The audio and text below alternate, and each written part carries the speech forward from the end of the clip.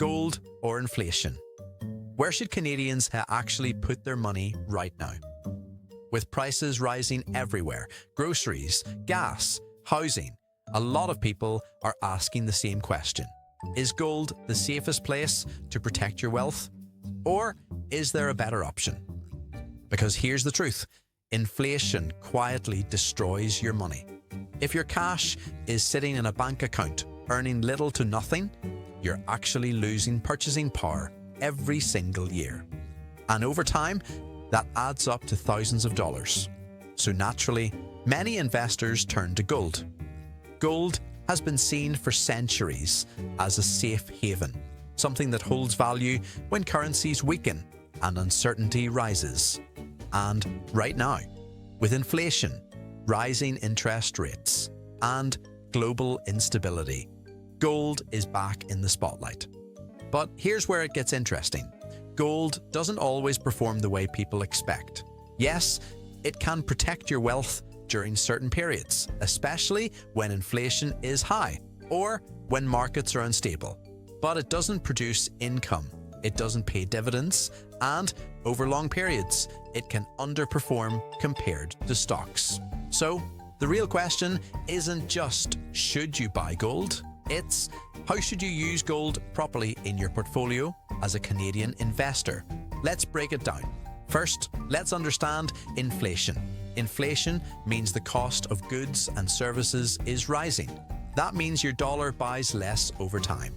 If inflation is 5% and your savings are earning 1%, you're effectively losing 4% in real value every year. That's why doing nothing is actually risky. Now, gold tends to perform well when people lose confidence in currency or when inflation is high. It acts as a hedge, not perfect, but useful. But here's the key. Gold should not be your entire strategy. Smart investors use gold as a small part of a diversified portfolio. For Canadians, this is where TFSA and RRSP come in. Inside a TFSA, you can invest in gold ETFs and keep all gains tax-free. This is one of the simplest ways to get exposure without dealing with physical gold. Inside an RRSP, gold can act as a long-term hedge while your portfolio grows tax-deferred. There are a few ways to invest in gold. You can buy physical gold, like coins or bars. This gives you direct ownership, but it comes with storage and security concerns.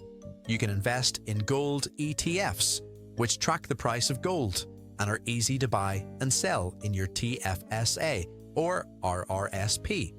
Or you can invest in gold mining stocks, which can offer higher returns but also come with higher risk. Now, let's talk strategy. A common approach is to allocate about 5 to 10% of your portfolio to gold. This gives you protection without sacrificing too much growth potential.